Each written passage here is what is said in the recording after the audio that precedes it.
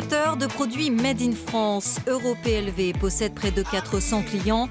C'est l'un des 2 imprimeurs les plus puissants au niveau national. Avec un chiffre d'affaires de plusieurs millions d'euros, en constante augmentation, il faut recruter plus d'une trentaine de personnes. Aujourd'hui, on a besoin d'avoir des salariés qui sont motivés, qui ont envie de réussir, de faire quelque chose de leur vie. Et c'est ceux-là que l'on recherche en priorité. Peu importe l'âge. Peu importe l'âge, ça n'a pas d'importance. Aujourd'hui, on peut embaucher des très jeunes que l'on va former, mais on peut aussi embaucher des gens qui ont la cinquantaine et qui ont envie de se reconvertir dans une autre vie professionnelle. Et depuis 1990, date de création de l'entreprise, les carrières se construisent avec une parité exemplaire. Céline, elle, a commencé en bas de l'échelle en tant que manutentionnaire. Depuis 10 ans, elle dirige une dizaine d'ouvriers dans le secteur façonnage. Aujourd'hui, il ne faut pas forcément avoir un bac plus 5. Voilà, moi, je fais partie de ces gens-là. Je suis arrivée avec très peu d'études et j'ai évolué. Je pense qu'avec de l'envie, de l'ambition, je pense qu'on y arrive.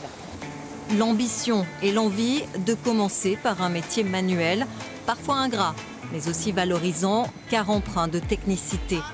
Jessie, lui, a commencé à la découpe. Désormais, il est opérateur numérique.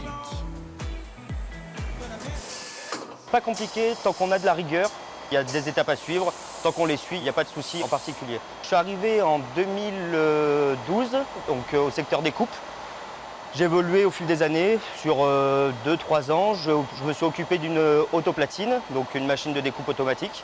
Et après, on m'a proposé naturellement ce poste-là par rapport à mes compétences aussi, certainement. Des compétences acquises au fil de formation en interne. Le secteur de l'imprimerie emploie surtout des spécialistes de la production, de l'opérateur à l'ingénieur. Les personnes en reconversion trouvent également leur place. L'entreprise où je travaillais, la boulangerie a été reprise. Après mon licenciement, je me suis retrouvé au chômage d'ouvrier boulanger. Et j'ai appris le métier sur le tas. Voilà. On m'a formé ici. Je suis à 1 an à peine de la retraite maintenant. Voilà. Ça m'a permis de finir ma vie professionnelle. EuroPLV œuvre dans tous les secteurs d'activité et souhaite encore se développer dans le multimatériaux, bois et plastique. Objectif, atteindre les 19 millions d'euros de chiffre d'affaires à condition d'embaucher 30 salariés de plus.